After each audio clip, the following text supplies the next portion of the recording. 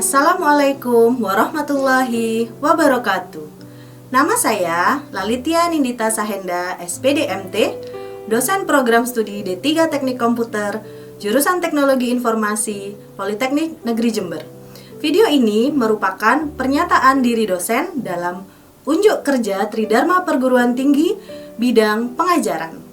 Mata kuliah yang saya sampaikan pada video ini adalah mata kuliah routing dan switching, mata kuliah teori dengan bobot 2 SKS yang diadakan pada semester 3 program studi D3 Teknik Komputer. Mata kuliah routing dan switching mencakup teori dan konsep jaringan komputer pada wide area network yang mencakup 14 materi, diantaranya konsep switching, VLAN dan inter-VLAN routing, STP, Ether Channel, FHRP, DHCP versi 4, DHCP versi 6, dan SLACC. Kemudian, konsep keamanan jaringan LAN, konsep WLAN, konsep routing, statis dan dinamis, interior dan eksterior gateway protokol, ACL, NAT, dan yang terakhir adalah load balancing dan studi kasus. Sementara, capaian mata kuliah pada routing and switching yang pertama adalah mampu menjelaskan pengelolaan LAN menggunakan teknologi VLAN, STP, FHRP, DHCP, dan WLAN. Yang kedua, mampu menjelaskan pengelolaan WAN menggunakan teknologi routing, ACL, dan NAT. Dan yang ketiga adalah mampu memecahkan permasalahan terkait konektivitas pada jaringan LAN dan WAN. Evaluasi mata kuliah routing dan switching terdiri dari 3 komponen, diantaranya tugas sebesar 40%, UTS sebesar 30%, dan ujian akhir semester sebesar 30%. Dan mata kuliah ini menggunakan referensi yang pertama, Enterprise Networking, Security and Automation, versi 7.0, yang kedua Switching, Routing and Wireless Essential, versi 7.0, yang keduanya diterbitkan oleh Cisco Press, dan yang ketiga adalah Computer Network 5th Edition oleh Tannenbaum dan Weatherall. Berikut adalah video PDD UKTPT atas nama Lalitia Nindita Sahenda. Assalamualaikum warahmatullahi wabarakatuh. Waalaikumsalam warahmatullahi wabarakatuh. Teman-teman, kabarnya hari ini gimana? Baik? Baik. Alhamdulillah. Alhamdulillah. Sekarang kita ketemu lagi di mata kuliah routing and switching. Saya tampilkan dulu slide-nya. Nah, minggu ke-15 dengan materi load balancing ya. Sebelum kita mulai ke materinya, terlebih dahulu coba kita review lagi yang apa yang sudah kalian pelajari di minggu lalu, yaitu tentang NAT atau Network Address Translation. Ada yang masih ingat NAT apa? Apa NAT? Untuk Mas siapa namanya? Mas Bima. Oke, Mas Bima. Apa NAT? Untuk mengubah IP address agar bisa memiliki satu IP address yang digunakan dan tidak banyak-banyak dipakai. Oke, good job Mas Bima.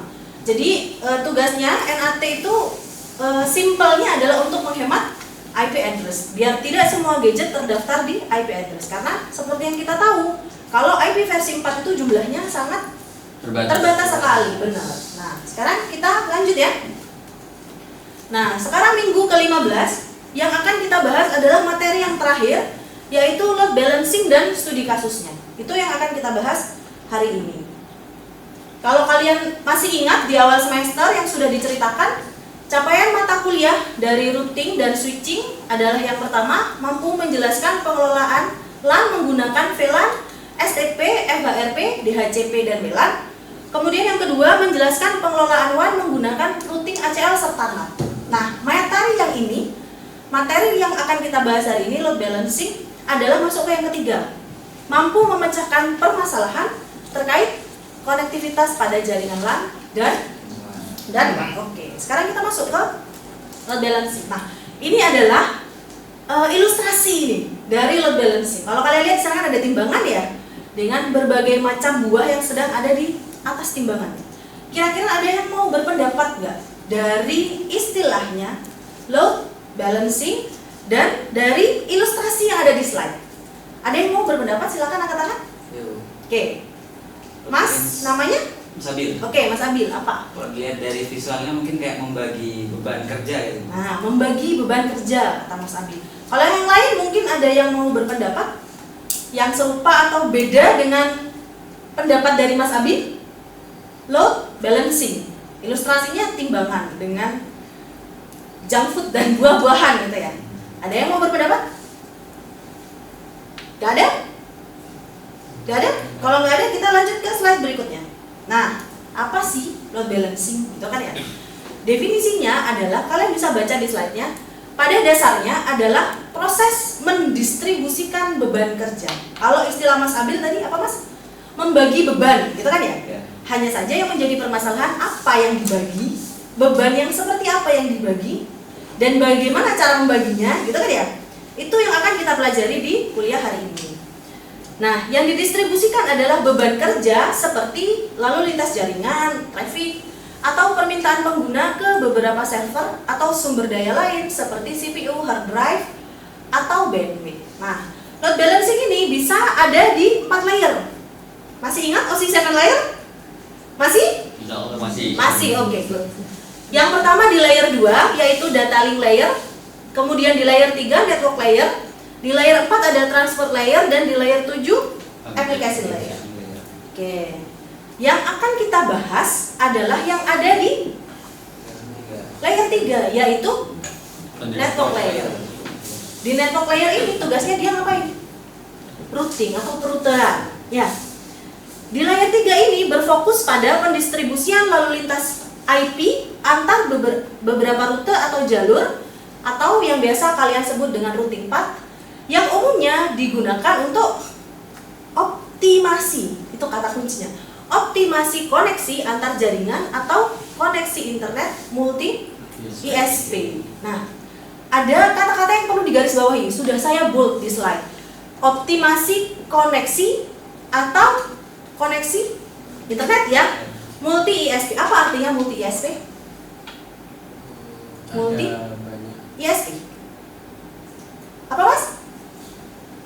Oke, namanya Mas siapa? Zidan. Mas Zidan. Oke, apa Mas Zidan? ISP maksudnya ada beberapa ISP dalam satu jaringan. Betul, ada beberapa ISP dalam satu jaringan serta menjamin ketersediaan layanan atau high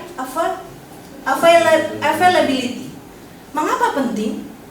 Sekarang kira-kira coba deh kalian pikirkan, kalau dari definisi ini katanya adalah untuk mengoptimasi jaringan internet gitu ya, yang terkadang digunakan ketika multi ISP digunakan atau menggunakan lebih dari satu internet service provider.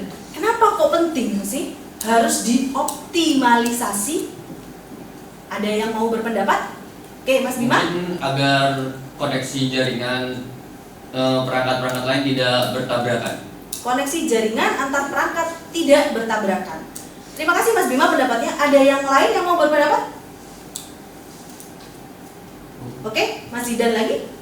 Mungkin mengapa penting, karena itu mengapa harus dioptimasi supaya jika ada banyak klien yang menggunakan ISP tersebut tidak terjadi traffic, atau maksudnya yang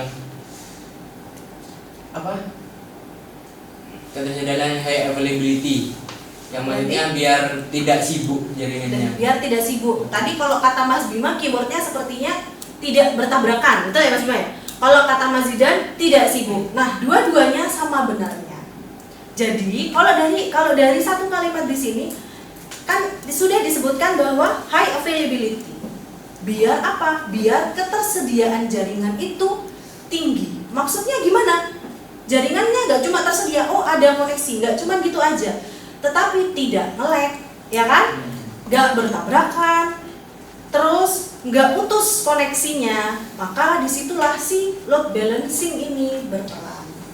Gitu. Nanti di akhir materi akan ada studi kasus, biar kalian paham, oh ternyata load balancing itu bisa diterapkan pada kasus seperti ini. Nanti ada di bagian terakhir slide.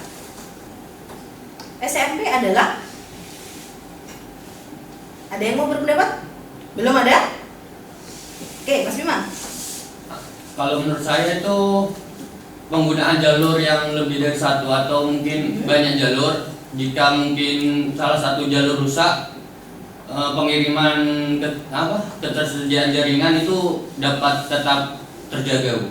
Oke, terima kasih pendapatnya Mas Bima. Yang lain ada yang mau berpendapat lagi? Aturan policy based routing berarti apa kalau diartikan jadi satu? Rute, perutean berdasarkan aturan. Jadi di metode yang kedua ini adalah membahas aturan yang diterapkan sesuai dengan routing yang diterapkan sesuai dengan aturan. Lalu siapa yang bikin aturan? Kita baca. PBR adalah rute berbasis kebijakan atau aturan, adalah untuk menentukan jalur lalu lintas berdasarkan kebijakan yang telah ditentukan, bukan hanya berdasarkan IP address. Kemudian PBR memberikan fleksibilitas lebih dalam mengelola lalu lintas jaringan karena siapa? Nah, jadi metode PBR ini bergantung kepada administrator jaringannya. Terus kapan administrator harus menerapkan PBR pada jaringan yang ia kelola? Biasanya administrator ini punya analisa sendiri terhadap jaringannya. Misalkan dia pakai lebih dari satu ISP misalkan, kemudian dia punya ratusan klien. Biasanya administrator punya kebijakan sendiri kapan harus merutekan bandwidth yang sudah ada ke klien-klien yang ada di bawahnya. Apa tujuannya? Tentunya balik lagi ke tadi, prinsip dari load balancing adalah agar efektif dan efisien, terutama apa? High availability. Yang kiranya klien itu nggak mungkin ada jam-jam ngadat gitu. Klien kiranya lemot nih internet saya. Itu tugasnya administrator jaringan yang membuat aturan atau policy bahasa Inggrisnya. Oke ya? Itu tadi PBR. Sekarang kita masuk ke materi ketiga. PCC atau per connection classifier. Di sana ada dalam kurung mikrotik. Apa maksudnya? Apa kira-kira? Berarti hanya bisa diterapkan pada betul. Jadi dia ini agak tidak fleksibel, tapi bisa diterapkan pada apa? Pada device atau aturan-aturan tertentu saja. Kalau kalian baca, apa bedanya kalau dengan dua metode yang sebelumnya? Berdasarkan yang sangat merah, karakteristik koneksi individual. Itu. Dengan kata lain, PCC mengelompokkan traffic berdasarkan koneksi tertentu. Itu cara mengelompokkannya si metode PCC ini. Misalnya berdasarkan alamat sumber, alamat tujuan, port sumber atau port tujuan, dan memastikan bahwa semua paket dalam satu koneksi akan selalu melewati jalur yang sama. Jadi dia ada mengelompokkan dulu baru merutekan. Itu kalau metode PCC. Kita lanjut yang keempat, weight load balancing adalah metode, kalau dari kata-katanya udah kelihatan ya, weighted load balancing. Weighted ini kan artinya apa? Bobot gitu kan ya, berbobot gitu kan ya. Ternyata definisinya metode weight load balancing adalah apa itu?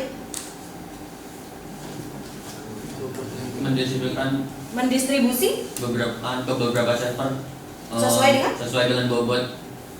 dengan bobotnya. Gimana cara mendistribusikannya? Seperti ada di sini, server dengan bobot yang lebih tinggi berarti permintaannya lebih banyak. Kalau dalam apa namanya, bandwidth, misalkan konektivitas jaringan, berarti bandwidth yang lebih besar maka yang mencari lebih banyak. Betul. Yang dilewatkan bandwidth tersebut adalah klien yang lebih banyak daripada yang lebih sedikit. Betul. Itu kaidahnya sih weighted load balancing. Tapi yang perlu kita ingat adalah setiap metode load balancing itu punya kekurangan dan kelebihannya masing-masing. Belum tentu klien yang banyak tetapi mengkonsumsi resource yang banyak pula, ya kan? Ya. Oke, bener, misalkan dalam kasus konektivitas internet yang bandwidthnya lebih banyak, klien 1000 klien kita arahkan lewat sana semuanya. Padahal belum tentu semuanya membutuhkan jalur yang besar juga, kan gitu. Kuantitas kan belum tentu sama dengan kualitas yang dibutuhkan, ya. Nah, mungkin itu salah satu kekurangan dari si weighted load balancing ini tadi. Kemudian yang kelima, sekaligus yang terakhir nih, BGP load balancing, Border Gateway Protocol. Kalau tadi keempatnya udah punya karakteristik masing-masing, kalau yang terakhir BGP kira-kira apa? Yang di bold merah? Secara merata. Nah, itu dia keywordnya, didistribusikan secara merata. Kalau weighted tadi kan siapa yang lebih besar, dia dapat lebih banyak, gitu kan ya. Sementara kalau di BGP load balancing adalah prinsipnya dibagi sama rata. Setiap metode punya kelebihan dan kekurangannya masing-masing. Nanti pasti muncul nanti itu. Oh, kira-kira problemnya ada di sini, gitu ya. Kayak gitu. Oke, selanjutnya. Nah, seperti tadi yang sudah saya sampaikan, tadi kan kalian belajar teori aja kan ya, tanpa tahu ini harusnya penerapannya seperti apa, gitu kan ya. Nah, sekarang saya punya satu studi kasus yang sudah diterbitkan di jurnal dengan grade Sinta 3, studi kasus tentang load balancing yang berjudul implementasi load balancing dengan metode policy based load dengan efek failover untuk optimalisasi jaringan internet. Apa tadi PBR? Masih ada yang ingat? Angkat tangan. Oke, Mas Zidan? Policy based truth, perutuhan dengan kebijakan. Nah, perutuhan dengan kebijakan yang dibuat oleh siapa kebijakannya? Administrator. Administrator jaringan. Jadi ceritanya jurnal ini, PBR ini diterapkan di sebuah sekolah SMK. Jadi ini udah metode tersebut sudah diterapkan, sudah berjalan dan sudah ada hasilnya. Metode ini tadi diterapkan di sekolah yang namanya SMKN PP 1 Tegal Ampere dengan topologi sebagai berikut. Nah, jadi ceritanya sekolah tersebut itu menggunakan 2 ISP. ISP 1 50 megabit per second, yang kedua 100 megabit per second. Kemudian di sini juga ada blok IP dari klien-kliennya. Yang pertama /25, 130/25, kemudian ada 0/25, kemudian di sana ada 4.0/25. Jadi sudah diterapkan si PBR-nya sesuai dengan kebijakan administrator jaringan pada sekolah tersebut. Nah, di sampingnya ada keterangannya. Setelah menambahkan alamat IP, routing tabel dan routing statis, langkah selanjutnya adalah merutekan jalur yang dilewati oleh klien. Aturannya gimana? Role-nya gimana? Role-nya adalah 128/25 128/25 yang ini dirutekan melewati ISP2. Jadi yang ini ke ISP2 sini jalurnya. Kemudian sebagai jalur utama dan ISP1 sebagai jalur backup. Jadi yang 128/25 ini jalur utamanya lewat ISP yang 2. Backupnya menggunakan ISP yang 1. Selanjutnya, sedangkan blok 4.0/25 dan 6.0, jadi yang ini dan 6.0 yang ini dibalik. ISP utamanya adalah yang 100 megabit per second atau ISP1 dan backupnya adalah yang ISP2. Itu kebijakan dari administratornya dengan mempertimbangkan banyak hal. Gitu. Kemudian setelah diterapkan hasilnya oke, bisa diterapkan, ternyata bisa berjalan. Banyak yang menerapkan 2 ISP dalam satu jaringan. Tujuannya apa? Tadi seperti yang disebut di atas, high availability. Kalau ISP1 down, dia akan punya jalur backup untuk mengarahkan ke ISP lainnya. Itulah kenapa butuh 2 provider penyedia internet. Coba deh kalian deh misalkan koneksi di gedung TI down, bingung apa enggak? Bingung. Sama. Karena saya sekarang kan koneksi internet itu kan ini ya, apa namanya? Bukan kayak kebutuhan primer gitu kan ya bagi kita yang ada di jurusan TI gitu kan, sama. Di sekolah tersebut kebetulan juga sama. Jadi sampai menggunakan 2 ISP biar ketika yang satu down masih ada jalur backup lain untuk terhubung. Itu ceritanya, studi kasusnya. Metode PBR. Nah, untuk kuliah hari ini ada 4 referensi yang bisa kalian baca. Yang pertama dan yang kedua itu adalah terbitan dari Cisco Press dari dengan judul Enterprise Networking Security and Automation versi 7.0. Kemudian yang kedua Switching, Routing and Wireless Essential, sama juga terbitan Cisco Press. Yang ketiga buku dengan judul Computer Network 5th Edition yang dibuat oleh Tannenbaum dan Weatherall. Dan tadi jurnal yang keempat tadi dengan judul Implementasi Load Balancing dengan metode PBR dan efek failover, itu bisa diakses di jurnal JTID dengan terbitan Juni 2024. Oke. Sebelum kita akhiri ada yang mau bertanya? Oke, namanya? Mbak Neha. Oke, Mbak Neha, ada yang mau ditanyakan? Tadi di studi kasusku ada file over. Nah, file over sendiri itu bagaimana? Oke, terima kasih pertanyaannya Mbak Neha. Yang Mbak Neha tanyakan tadi Bu, di jurnal yang menjadi rujukan ada istilah efek failover. Apa kira-kira efek failover? Ada yang mungkin pernah dengar atau mau bantu jawab? Failover. Gagal, over.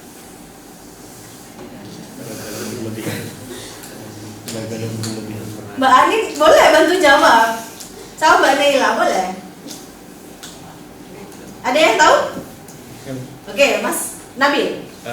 Jika sistem operasional utama mengalami kegagalan, itu akan di backup atau dicadangkan ke sistem jaringan yang menjadi backupnya. Oke, betul.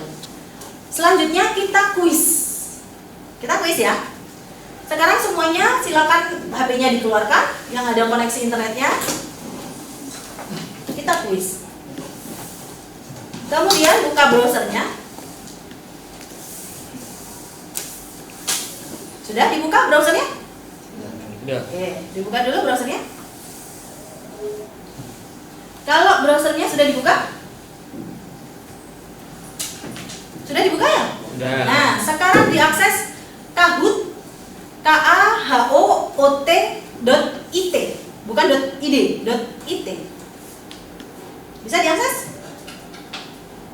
Bisa? Bisa. Nah, kalau ada text box untuk memasukkan kode, silahkan PIN-nya dimasukkan. Jangan lupa dikasih nama masing-masing.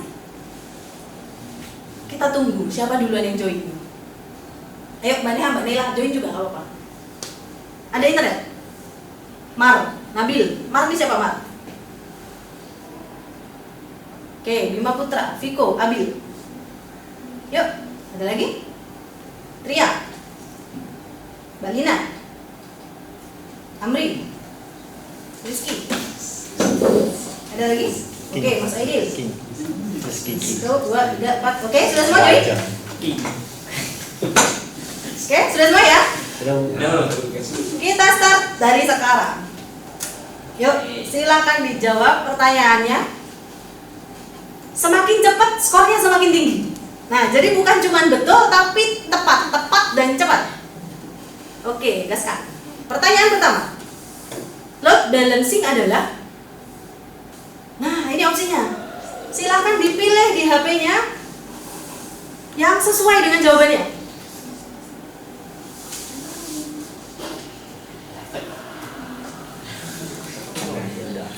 Siapa cepat harus tepat. Gitu sekarang prinsipnya. Oke. Pintar, good job. 11 orang benar semua. Sekarang lanjut kita. Soal kedua. Mar. Siapa Mar? Oke, lanjut Mas. Paling cepat berarti dia, paling tinggi. Mas Ali Rizky ternyata. Yuk, soal nomor 2. Perangkat yang digunakan untuk menghubungkan beberapa komputer dalam satu jaringan adalah switch, keyboard, monitor, printer.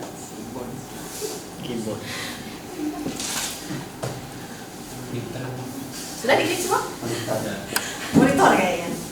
Oke, oh benar semua, alhamdulillah. 11 orang betul semua, opsi A. Oke. Oh tuh klasemen berubah. Siapa yang cepat dia naik, Mbak Tria sekarang mengalahkan, menyusul. Kita lanjut lagi. Apa kepanjangan dari LAN?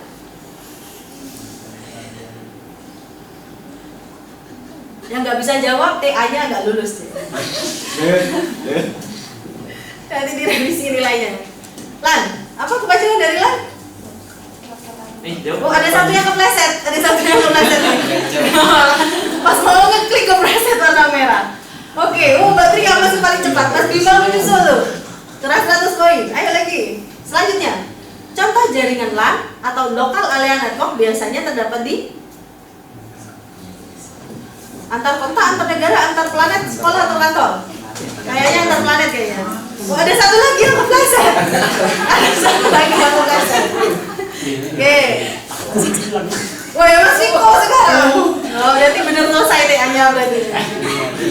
Oke, selanjutnya.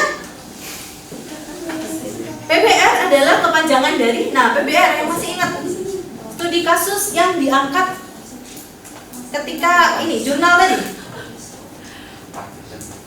Ada 4 opsi. Polutan destruksi. Oke, sip, 11 ke 11, 11-nya benar semua. Sekarang kita lihat, sudah 5 soal ya? Oke, sebentar. Kita coba cek.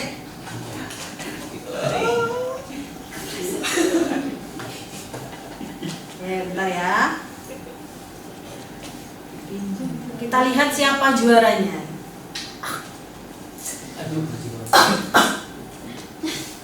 Kita view podiumnya. Siapa kira-kira yang terbaik? Ranking 3 dulu, ranking 3. Woi, Mas Abil, kasih plus buat Mas Abil, juara 3.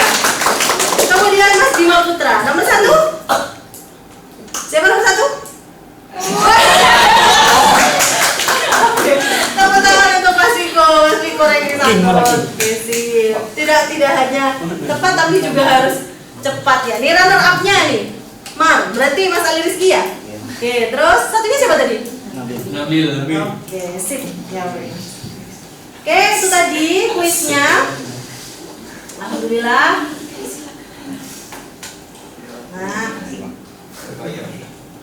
Nah, kesimpulan dulu nih sebelum selesai. Apa kesimpulannya?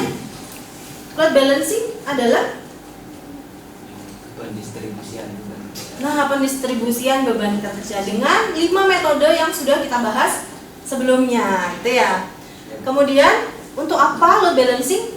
Untuk meningkatkan kinerja jaringan, untuk mencegah downtime, dan memberikan pengalaman pengguna yang lebih baik istilahnya. Atau tadi sudah ada istilah yang ada di slide sebelumnya yaitu high availability. Itu ya? Tidak ada yang mau ditanyakan lagi? Sudah? Oke, kalau begitu saya akhiri kuliah hari ini. Terima kasih banyak atas kehadirannya. Kita ketemu lagi insya Allah minggu depan, pekan UAS. Saya akhiri. Assalamualaikum warahmatullahi wabarakatuh. Waalaikumsalam warahmatullahi wabarakatuh. Demikian video PDD UKTPT sebagai salah satu syarat mengikuti sertifikasi dosen Kementerian Pendidikan Tinggi, Sains dan Teknologi. Terima kasih. Wassalamualaikum warahmatullahi wabarakatuh.